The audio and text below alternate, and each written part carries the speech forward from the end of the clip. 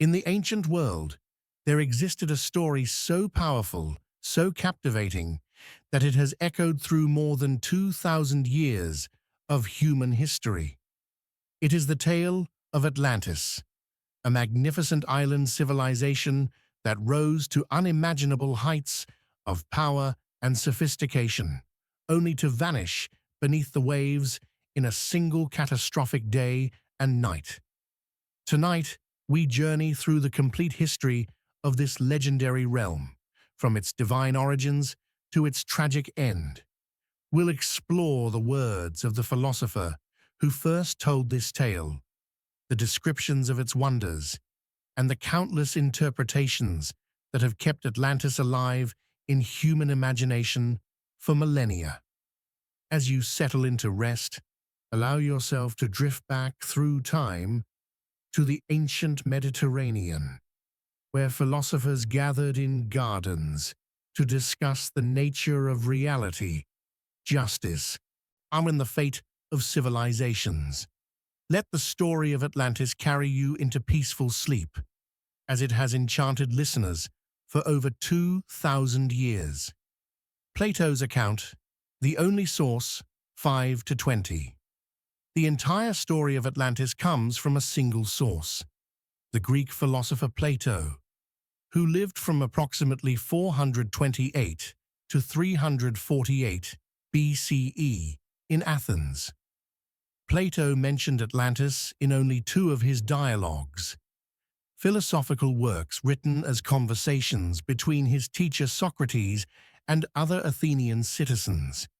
These dialogues, titled Timaeus and Critias, contain every detail we have about Atlantis from ancient sources. It's crucial to understand that Plato presented Atlantis not as history, but as a philosophical illustration. He was exploring ideas about ideal societies, the corrupting nature of power, and the relationship between divine order and human ambition. Whether he intended Atlantis to be understood as a real place or purely as allegory remains one of history's most enduring debates. In the dialogue, Timaeus, Plato's character Critias, claims to be retelling a story passed down through his family for generations. According to this narrative, the tale originated with Solon, the famous Athenian lawgiver who lived around 600 BCE, more than 2 centuries before Plato. Solon had supposedly traveled to Egypt and visited the city of Sais, where Egyptian priests shared with him the ancient records of Atlantis. The priests told Solon that Greek history was young compared to Egyptian records, which stretched back thousands of years. Yet they claimed that approximately 9,000 years before Solon's visit, making Atlantis roughly 11,600 years old from our perspective, there existed a powerful island empire beyond the Pillars of Heracles, which we know today as the Strait of Gibraltar. This island, larger than Libya and Asia Minor combined, was called Atlantis. It was the heart of a vast empire that controlled much of the Mediterranean world, threatening to enslave all the peoples living around the sea. Only Athens, in an earlier, more virtuous form, had the courage and strength to resist the Atlantean invasion, ultimately defeating them and freeing the subjugated peoples. But the story didn't end with military defeat. Shortly after this great war, the gods sent a catastrophic punishment. In a single day and night of terrible earthquakes and floods, the entire island of Atlantis, along with the victorious Athenian army still stationed there, sank beneath the ocean waves, disappearing forever from the world. Plato's more detailed account in the Critias dialogue begins with the creation of the world and the division of the earth among the gods. When the immortal gods parceled out the various regions of the world to themselves, the god Poseidon, ruler of the seas, received the island that would become Atlantis. On this island lived a mortal man named Evanor and his wife Leucippe. They had a single daughter of extraordinary beauty named Cleito. When her parents died, leaving her alone, the god Poseidon fell in love with the young woman. To protect her and make her his own, he transformed the hill where she lived into a natural fortress. Poseidon encircled the central hill with alternating rings of water and land, 2 rings of land and 3 rings of water, each perfectly circular and concentric. These rings made the central island unreachable by ship, as this was a time before seafaring had been invented. The hill at the center became Cleito's palace and sanctuary, separated from the outer world by these divine barriers. Poseidon and Cleito had 5 pairs of twin sons, 10 princes in total. The firstborn of the eldest twins was named Atlas, and it was from him that both the island and the surrounding ocean took their names, Atlantis and the Atlantic. Atlas became the first king of Atlantis, ruling over the central island and the surrounding territories. The other 9 brothers received portions of the island and the outer territories to rule. The second-born twin, the Gadyrus, received the extremity of the island nearest the Pillars of Heracles. The other brothers similarly received their domains and each founded a royal house. Their descendants would rule Atlantis for generations, creating a federation of kingdoms all descended from Poseidon's divine bloodline. The god established laws for his descendants. The 10 kings would meet regularly to consult on matters of common concern, to judge disputes, and to renew their oaths of loyalty to one another, and to the laws established by their divine ancestor. These meetings were held with great ceremony, involving the sacrifice of bulls and sacred rituals that bound the kings to justice and mutual respect. The physical description of Atlantis provided by Plato is remarkably detailed, allowing us to visualize this legendary place with unusual clarity. The island itself was described as roughly rectangular, measuring about 340 miles long and 230 miles wide, an enormous landmass by any standard, larger than many modern countries. The capital city, also called Atlantis, was located on the southern coast of the island.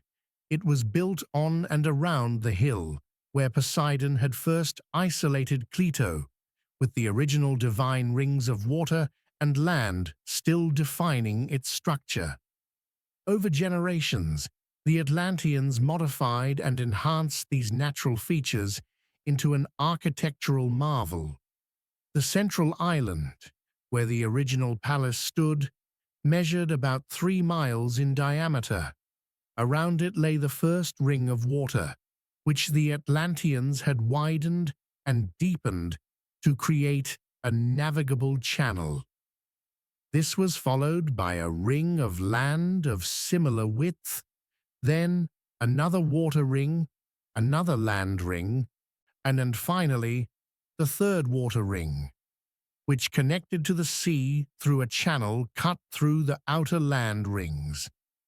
The Atlanteans built bridges across each water ring at the southern point, creating a direct route from the outer coast to the central island. These bridges had passages beneath them, covered by roofs, allowing ships to pass through the rings via an elaborate system of waterways. The water rings themselves served as harbors and docks filled with ships and merchants from all over the known world. The outer land ring was surrounded by a massive wall plated with brass. The middle land ring had walls covered in tin. The inner land ring, closest to the central citadel, gleamed with orichalcum, a precious metal Plato describes as glowing like fire, second in value only to gold. Whether orichalcum was a real metal, possibly a copper alloy, or a fictional element added for symbolic effect, remains unknown. The central island itself was surrounded by a wall of solid stone, covered entirely in precious metals. Inside this final wall stood the palaces, temples, and most important structures of Atlantis. The royal palace complex was an ever-expanding masterpiece, with each generation of kings adding new wings, gardens, and monuments to honor their divine ancestry. At the heart of the central island stood the Temple of Poseidon, the most magnificent structure in all of Atlantis. This temple was enormous, one stayed in length, about 600 feet, 300 feet wide, and proportionally tall. The exterior was covered entirely in silver, as with pinnacles of gold that caught the sunlight and could be seen gleaming from great distances. Inside, the temple contained a colossal statue of Poseidon, standing in a chariot pulled by 6 winged horses. The god was so tall that his head touched the temple ceiling. Around him stood 100 nereids, sea nymphs, riding dolphins, for in those times, Plato noted, people believed there were that many sea deities. The statue was crafted from gold and ivory, creating a sight of overwhelming divine majesty. The temple floor, walls, and ceiling were decorated with gold, silver, ivory, and orichalcum in intricate patterns. Images of all the royal descendants of Poseidon, the 10 original kings, and their successors, were depicted in golden statues arranged around the temple exterior. The Atlanteans and all their subject peoples would bring offerings here, making the temple treasury overflow with wealth. Adjacent to Poseidon's temple stood a sacred grove and other temples dedicated to different gods. There were royal palaces for each of the 10 royal lines, though the palace of Atlas's descendants remained the grandest. These palaces contained private baths, fed by hot and cold springs, natural features of the island that the Atlanteans had enhanced with engineering. The hot springs, which emerged from the earth already warm, were particularly valued. The Atlanteans built separate bathing facilities for the kings, for private citizens, for women, and even for horses and cattle. The water from these springs was channeled throughout the city, providing fresh water for gardens, groves, and fountains. The overflow was directed into the outer rings, where it created a perpetual circulation of fresh water through the harbor system. In the groves surrounding the sacred center, the Atlanteans planted gardens of extraordinary beauty. Trees from all over the world grew in this temperate paradise, their branches heavy with fruit year-round. The climate of Atlantis was apparently mild and favorable, allowing plants from different regions to thrive together. The greater island and its resources, 1 hour 5 minutes to 1 hour 20 minutes. Beyond the magnificent capital city spread the greater island of Atlantis, a land blessed with extraordinary natural resources.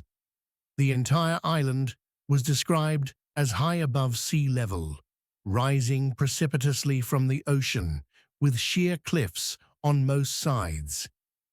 Only around the capital city did the land slope gently to the sea, and behind the capital, a great rectangular plain stretched into the interior of the island. This plain measured an astounding 3,000 stadia by 2,000 stadia, roughly 340 by 230 miles. The plain was said to be the most beautiful and fertile in the world, naturally level and rectangular, as if shaped by the gods themselves. It was surrounded on three sides by mountains that descended right to the sea, creating a protected basin. The mountains that enclose this plain were celebrated in story as surpassing all others in number, size, and beauty. They contained numerous wealthy villages, rivers, lakes, and meadows sufficient to feed many kinds of animals, both wild and domesticated. The forests were rich with timber for building, and the mountains produced abundant food from their fertile slopes. Most remarkably, and the island had rich mineral deposits. The Atlanteans mined both precious and common metals from their mountains, including the mysterious orichalcum, which was found in many parts of the island and was considered more precious than anything except gold. This abundance of metals allowed Atlantis to become not just wealthy, but technologically advanced. The plain itself had been modified by generations of Atlantean engineering. A great canal had been cut around its entire perimeter, receiving the streams that flowed down from the mountains and directing this water around the plain before emptying it into the sea near the city. From this main canal, straight channels had been cut across the plain at intervals of 100 stadia, creating a grid pattern for irrigation. This irrigation system was so sophisticated that it allowed farmers to harvest 2 crops per year, one in winter, watered by rain, and one in summer, watered by the irrigation channels. The productivity of this agricultural system sustained not only the island's population, but also provided surplus for export and for feeding the powerful military that made Atlantis master of so much of the ancient world. The military power of Atlantis, 120 to 135. The wealth and organization of Atlantis supported a military force of stunning magnitude. Plato provides specific numbers that reveal the scale of Atlantean power at its height. The plain behind the capital was divided into 60,000 districts, each measuring 10 stadia square, and each required to provide a certain number of fighting men and equipment. According to these calculations, Atlantis could field an army of 240,000 infantry, 60,000 heavy infantry, 10,000 chariots each with 2 soldiers, 120,000 additional troops for the chariots, and a navy of 1,200 ships with 240,000 sailors. These numbers describe a military force that would have been overwhelming by ancient standards, larger than the armies of most empires in recorded history. The 10 kings of Atlantis each commanded the forces from their own territories, but they were bound by oath to support one another and to follow the leadership of the House of Atlas in matters of war. This federation of kingdoms, all descended from Poseidon and bound by sacred law, created a united front that conquered vast territories around the Mediterranean and Atlantic. Atlantean power extended far beyond their island homeland, and Plato states that they ruled Libya as far as Egypt and Europe as far as Tyrrhenia, essentially controlling the western Mediterranean and the Atlantic coasts. Subject peoples paid tribute to Atlantis, enriching the island further and demonstrating the extent of their imperial ambitions. The Atlantean navy was particularly formidable, with harbors naturally created by the ring structure of their capital city and engineering that allowed even more docking space. Atlantis maintained a fleet that dominated the seas. Ships from subject territories and from distant lands came to trade, making the harbors of Atlantis a hub of international commerce.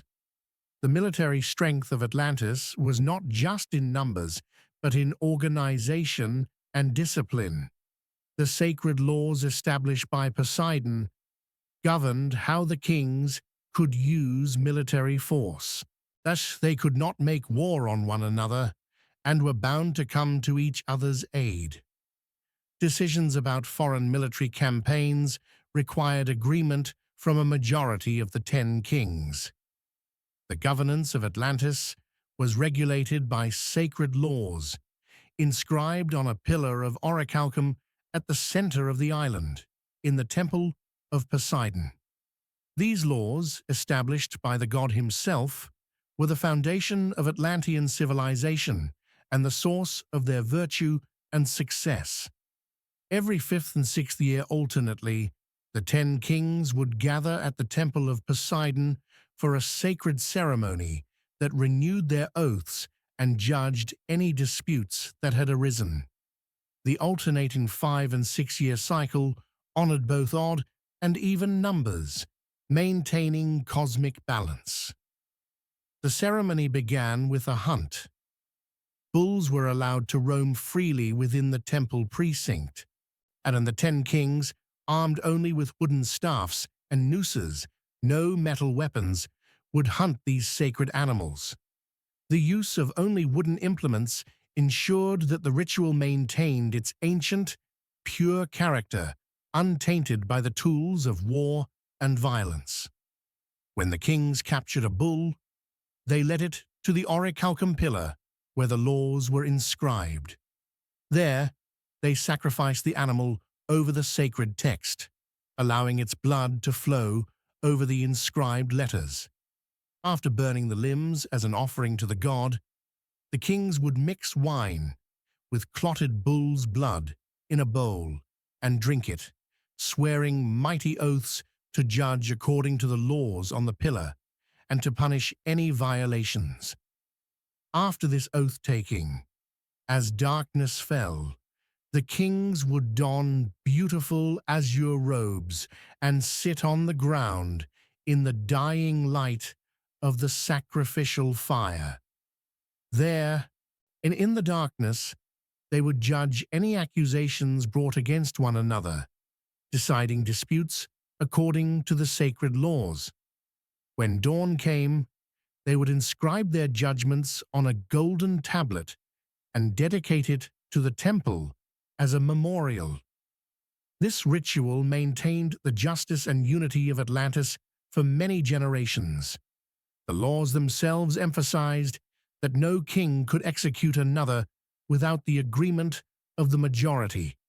They required the kings to help one another, to maintain their alliance, and to preserve the unity of their federation.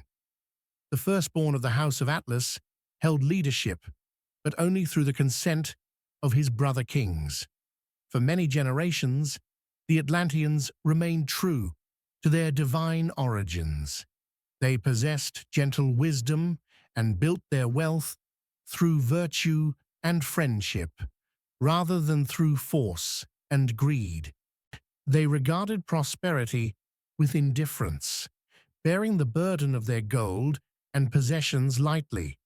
They were not intoxicated by luxury, nor did wealth cause them to lose control of themselves. Instead, they lived soberly, seeing clearly that all goods increase through mutual friendship combined with virtue. But the divine portion within them began to fade.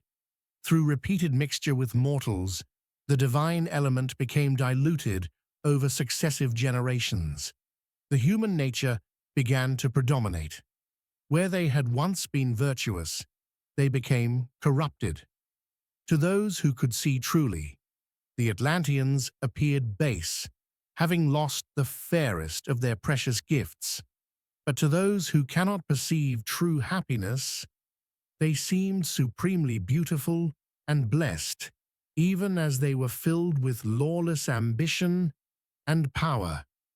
Zeus, I'm the king of the gods who rules according to law, and who can perceive such things, saw that this honorable race had become corrupted. He wished to punish them so that they might be chastened and improved. Therefore he called together all the gods to his most holy dwelling place, which stands at the center of the universe and sees all things that partake of generation. And when he had assembled them, he spoke. Here, frustratingly, Plato's dialogue, Critias, breaks off mid-sentence. We never learn what Zeus said, or what punishment he specifically decreed.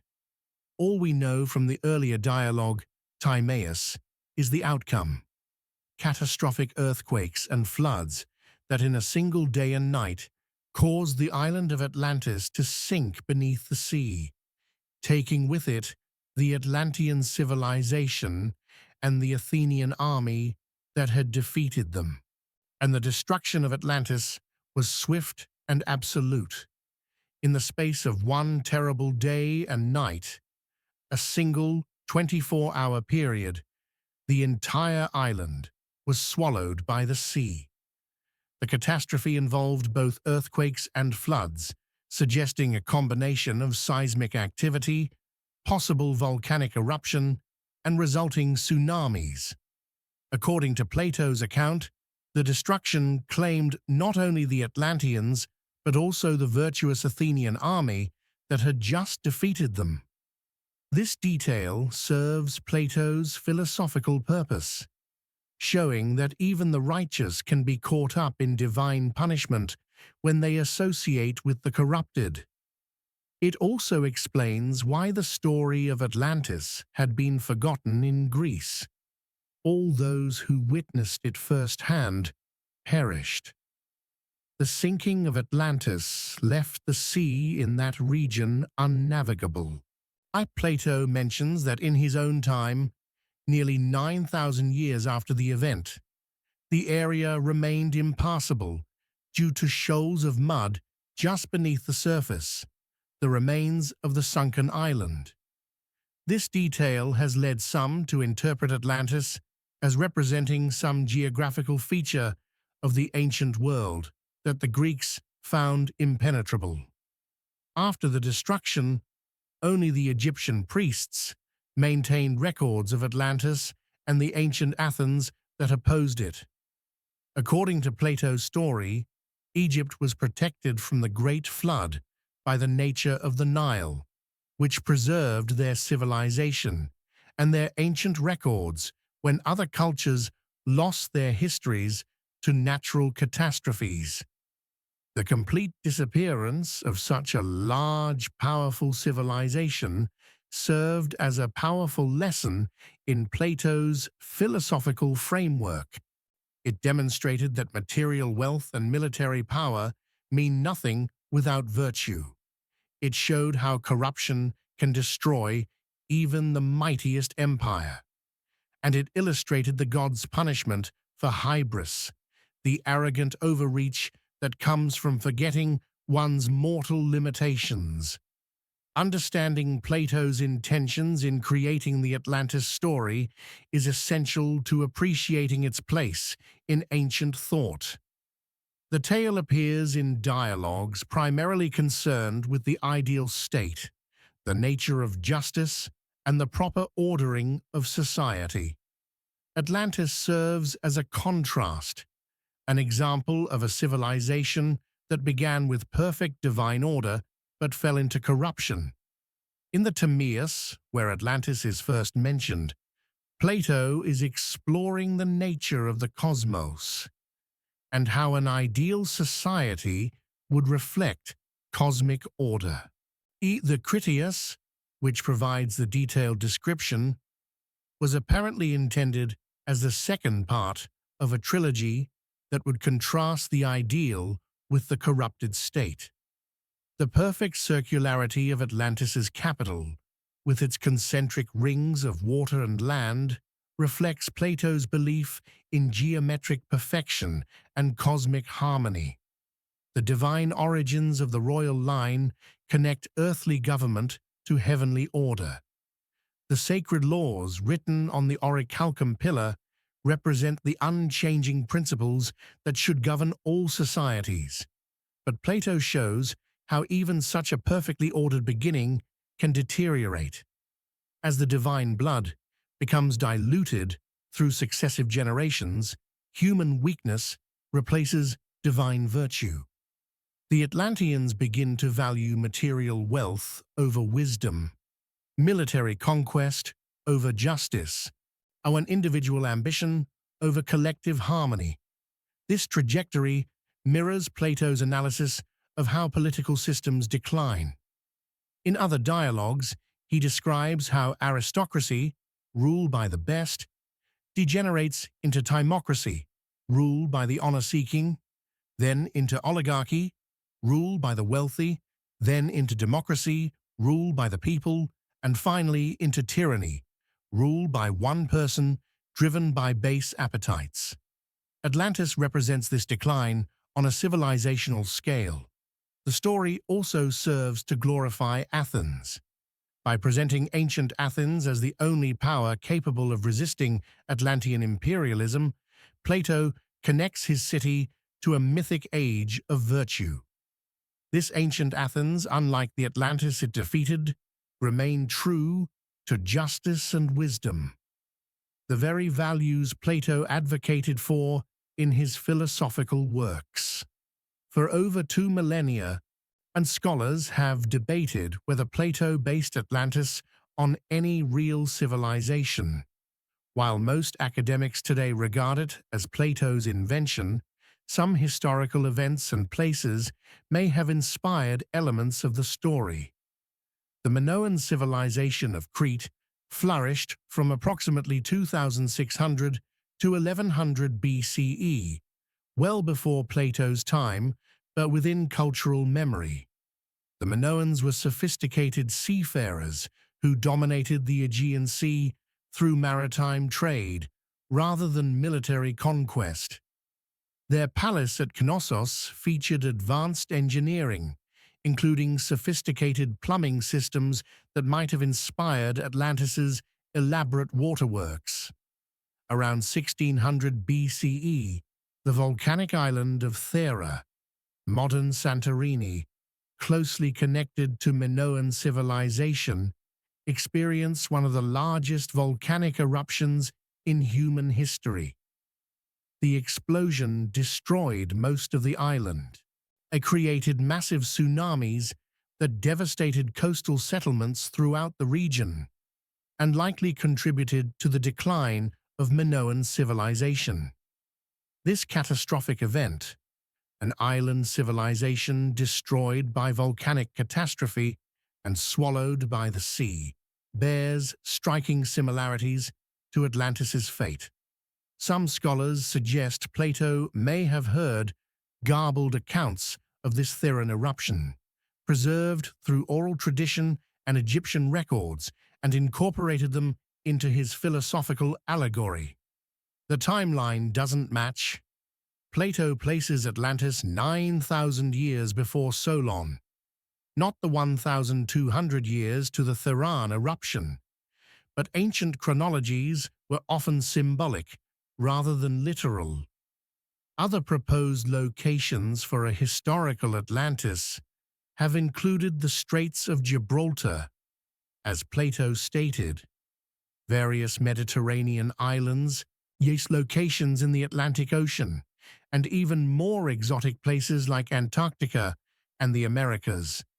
Each theory typically requires reinterpreting or ignoring parts of Plato's account while emphasizing details that fit the proposed location. The city of Tartessos in southern Spain, which flourished around the time of Solon's supposed Egyptian visit and then mysteriously disappeared, has been suggested as a possible inspiration. Its location near the Pillars of Heracles matches Plato's geography, and its sudden disappearance might have sparked legends that Plato later incorporated. Troy offers another parallel. For centuries, Troy was thought to be mythical until Heinrich Schliemann discovered its ruins in the 19th century. This has led some to maintain hope that Atlantis too might be based on a real place waiting to be discovered. However, Troy was never claimed to have sunk beneath the sea, and we have multiple ancient sources mentioning it, unlike Atlantis, which appears only in Plato.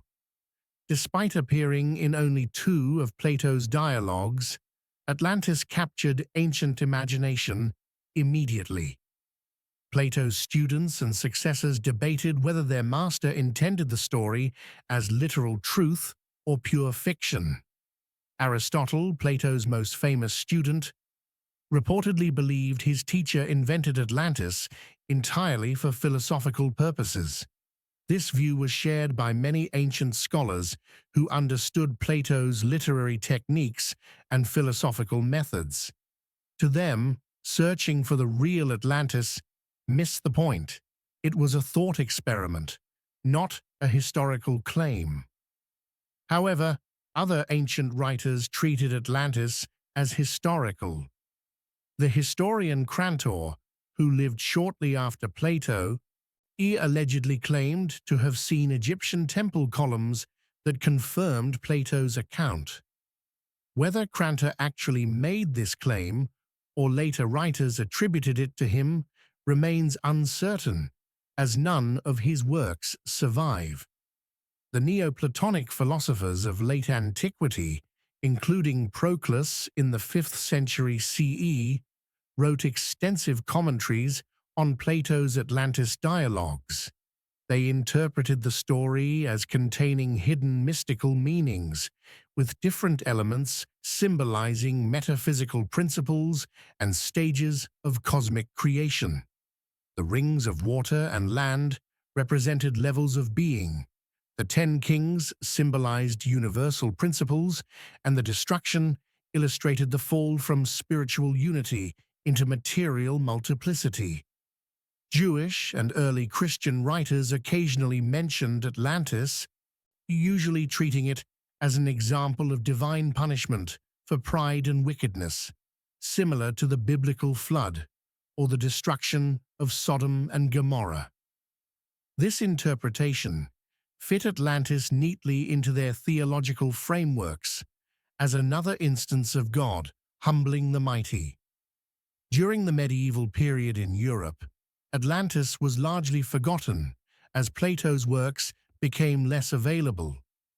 Islamic scholars maintained knowledge of Plato's philosophy, but they showed little interest in the Atlantis story specifically. It was primarily Christian European interest in classical philosophy that would eventually revive fascination with the sunken continent. Renaissance rediscovery and New World theories, 30500 to 32000. The Renaissance brought renewed interest in classical texts, including Plato's dialogues.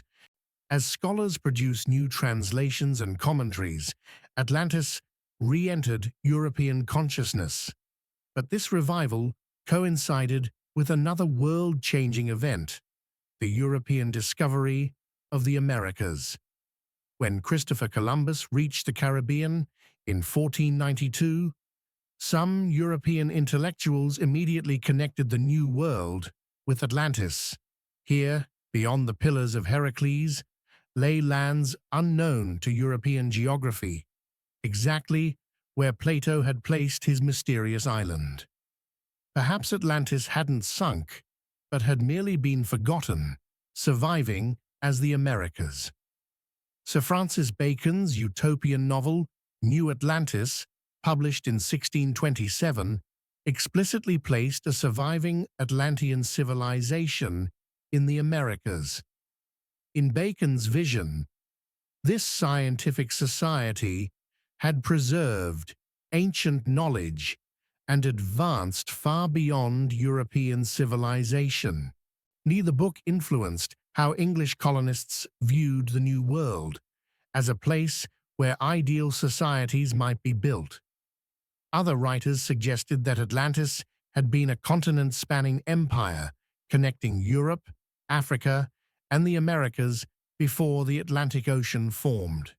In this view, the native peoples of the Americas were descendants of Atlantean refugees who fled the catastrophe. This theory attempted to explain perceived similarities between Old and New World civilizations while fitting biblical chronology. Ignatius Donnelly's 1882 book, Atlantis, the Antediluvian World, crystallized and popularized these ideas.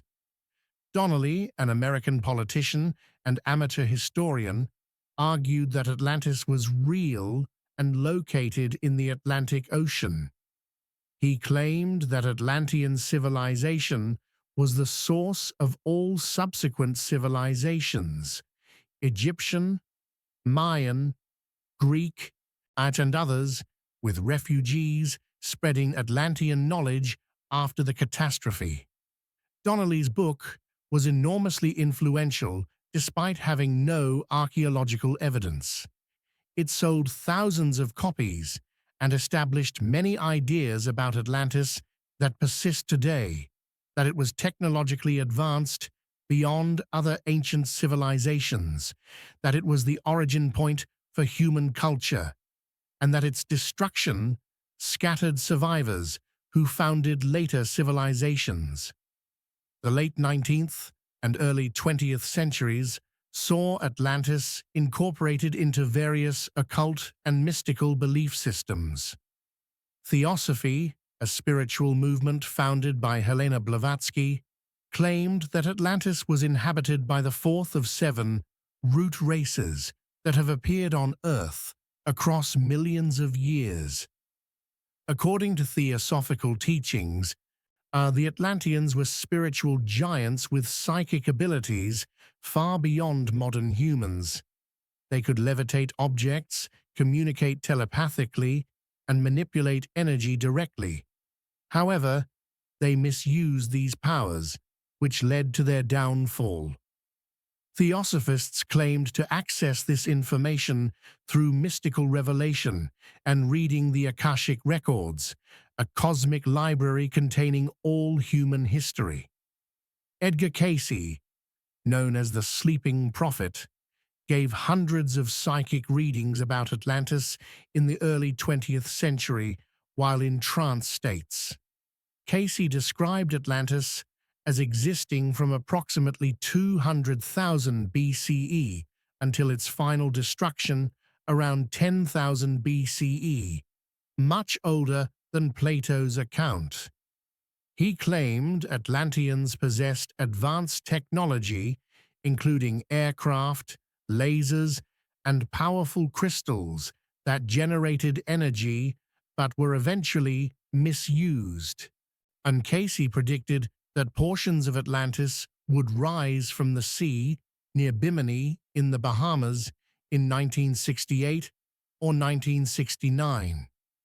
When underwater rock formations were discovered near Bimini in 1968, some believers claimed this proved Cayce's prediction. However, geologists identified these Bimini Road structures as natural beach rock formations, not artificial constructions. Rudolf Steiner, founder of anthroposophy, also incorporated Atlantis into his spiritual cosmology. He described it as a continent that existed where the Atlantic Ocean now lies, inhabited by humans with very different consciousness than modern people. Steiner claimed that Atlanteans experienced the world through pictures and symbols rather than abstract thoughts, and possessed will forces that could directly influence physical matter. These mystical interpretations often combined Atlantis with other legendary lost civilizations like Lemuria or Mu, creating an elaborate alternate history of human development. Despite lacking evidence, these ideas became widely popular and influenced popular culture, science fiction, and New Age spirituality throughout the 20th century. As archaeology developed into a rigorous scientific discipline in the 20th century, the search for Atlantis became a testing ground for distinguishing legitimate research from pseudo-archaeology. Professional archaeologists have consistently found no evidence for Plato's Atlantis as a real place. The geological record shows no evidence of a continent-sized landmass sinking in the Atlantic Ocean within the time frame of human civilization. Plate tectonics and the scientific understanding of how Earth's crust moves demonstrates that continents don't simply sink. While islands can be submerged through volcanic activity or sea level changes, nothing matching Atlantis's described size and location has disappeared in the relevant time period. The archaeological record of ancient civilizations shows continuous development from simple to complex societies over thousands of years. There's no evidence of a mother civilization spreading advanced knowledge to Egypt, Mesopotamia, the Indus Valley, China, and the Americas. Instead, each civilization developed independently, with similarities explained by universal human needs and capacities rather than diffusion from a common source. Despite this, dozens of locations have been proposed as the real Atlantis. Beyond the Minoan/Thera theory, these suggestions have included the Eye of the Sahara, Risha structure, in Mauritania, a circular geological formation that superficially resembles Plato's description, Doggerland, the landmass that connected Britain to Europe before sea levels rose after the last ice age, Sardinia, whose Nuragic civilization and coastal submersion have attracted attention, Troy, despite being a known historical site, bearing little resemblance to Atlantis, Antarctica, requiring the continent to have been ice-free in the distant past, various Caribbean islands, and underwater formations. Each theory typically requires reinterpreting Plato's account, changing the timeline, the location, the size, or the nature of the catastrophe to fit the proposed site. This flexibility itself suggests these are attempts to find what people want to find, rather than following evidence to conclusions. Professional archaeologists generally regard the search for Atlantis as a distraction from legitimate research into actual lost civilizations. Real archaeological mysteries. The sea peoples who disrupted Bronze Age civilizations, the collapse of various ancient societies, the origins of megalithic architecture, deserve attention without invoking mythical explanations. Regardless of its historical reality, Atlantis has become a powerful symbol in modern culture. It appears in countless novels, films, television shows, comic books, and video games, each adaptation reflecting contemporary concerns and imaginations. As Jules Verne's 20,000 Leagues Under the Sea, 1870, featured Captain Nemo visiting Atlantean ruins on the ocean floor, helping establish the underwater Atlantis image.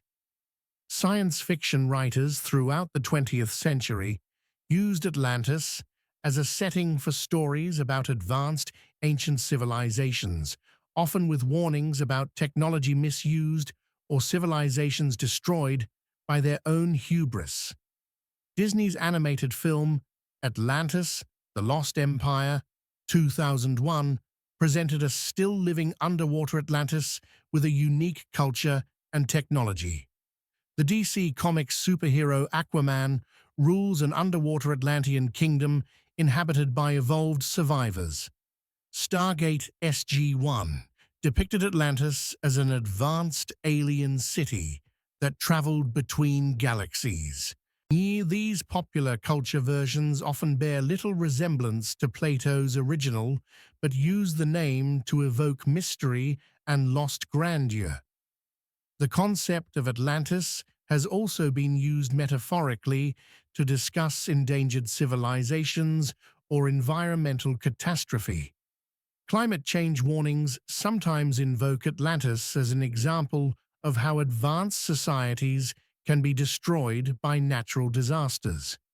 The theme of hubris leading to destruction resonates with modern concerns about nuclear weapons, artificial intelligence, or environmental degradation.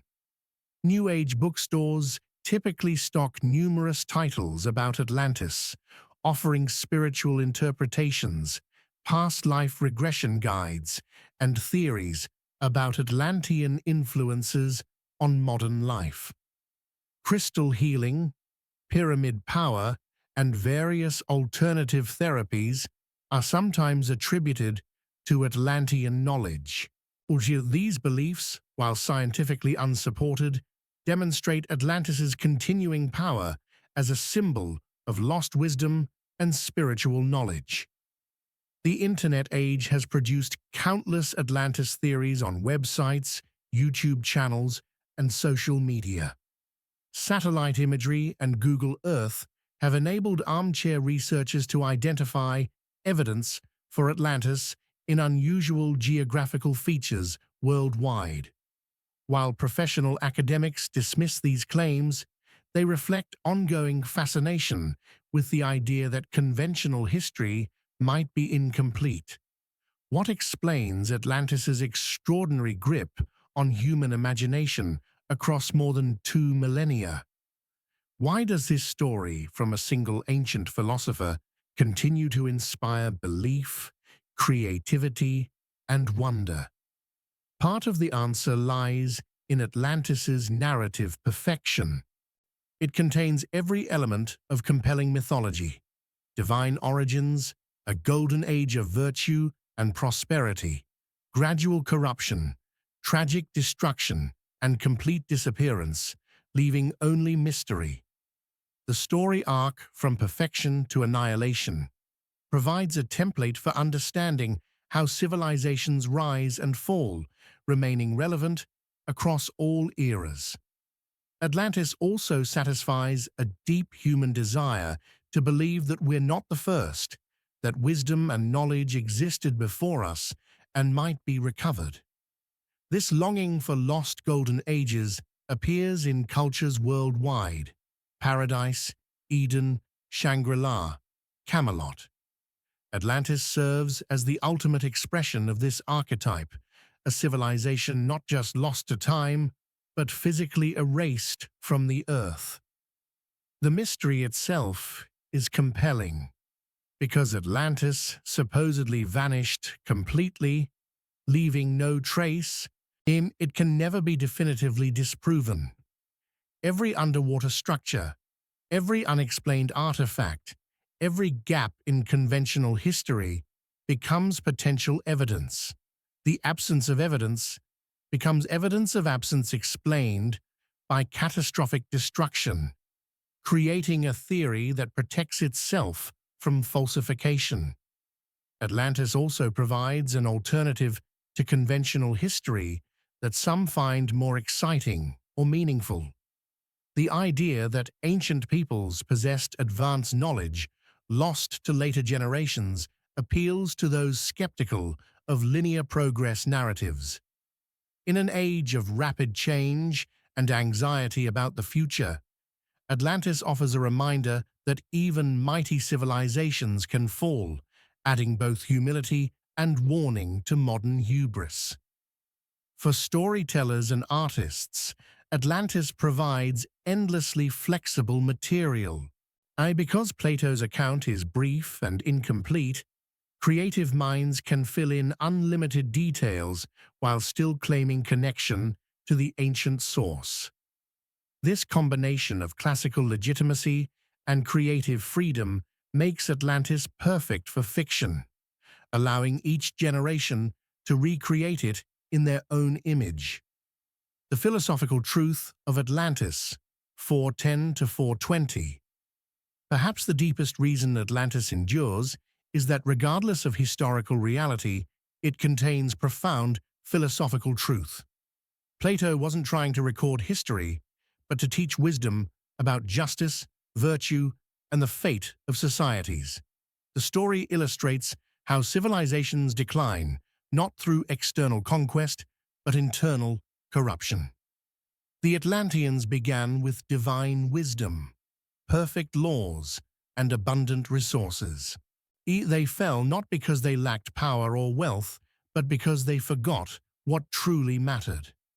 Material prosperity without virtue leads to destruction, a lesson as relevant now as in Plato's Athens. The dilution of the divine element across generations represents how founding principles become corrupted over time. Revolutionary ideals that inspire one generation become empty slogans for their descendants. Institutions established for justice become tools of oppression. Without constant renewal and commitment to core values, even the best systems deteriorate. Zeus's decision to punish Atlantis, made by a god who rules by law, suggests that natural consequences follow moral failure. The gods don't arbitrarily destroy, they allow corrupted civilizations to destroy themselves. Or the earthquakes and floods that sink Atlantis might be read as the inevitable result of ignoring justice and balance, whether metaphorically or literally. The simultaneous destruction of both Atlantis and the virtuous Athens that opposed it adds another layer. Even the righteous can be caught up in catastrophe. This tragic element, that individual virtue, cannot always protect against collective disaster, reflects the complexity of historical justice. Plato's incomplete ending, breaking off as Zeus prepares to speak, might be intentional. Perhaps there is no final word, no ultimate resolution. Each generation must face the question of how to maintain virtue amidst prosperity, how to resist corruption, how to prevent becoming Atlantis. The story remains unfinished because the challenge remains perpetual. Its conclusion? The eternal return, 420 to 430. As we complete this journey through the history and legend of Atlantis, we return to where we began. A single story in ancient Greek philosophy that has echoed through millennia. Whether Atlantis existed as a real place matters less than why we continue telling and retelling its story. Every civilization faces the Atlantean challenge. Success brings wealth, wealth brings comfort, comfort brings complacency, complacency brings corruption, and corruption brings collapse. The cycle described in Atlantis appears throughout history, in Rome, in the Maya kingdoms, in countless empires that rose to greatness and fell into ruin. The modern world, with its unprecedented technological power and global interconnection, might be the most Atlantean civilization yet. We possess capabilities that would seem godlike to our ancestors. We face environmental challenges that could reshape our world as dramatically as the floods that swallowed Atlantis. The warning embedded in Plato's tale has never been more relevant. Yet the story also offers hope. By remembering Atlantis, by taking its warning seriously, we might avoid its fate. The very persistence of the story across generations suggests humanity's capacity to learn from cautionary tales, even fictional ones. Atlantis endures because we need it, as warning, as mystery, as reminder of impermanence. Tonight, as you drift into sleep, carry with you not the pseudo-historical claims or the mystical fantasies, but Plato's core message. Remember that virtue matters more than power. Remember that wisdom surpasses wealth. Remember that even the mightiest civilization is fragile, that hubris leads to catastrophe, and that each generation must choose whether to maintain justice or slide toward corruption. Atlantis lives in our choices, in our values, in our commitment to what truly matters. It is not lost beneath the sea, but present in every society that must decide between virtue and vice, between wisdom and folly, between enduring and vanishing, like a dream beneath the waves. Sleep well, carrying the eternal story of Atlantis into your dreams, where perhaps you'll glimpse that legendary island in its glory, see its concentric rings gleaming in the sun, hear the sacred bulls in Poseidon's temple, and understand why some stories, true or not, never die.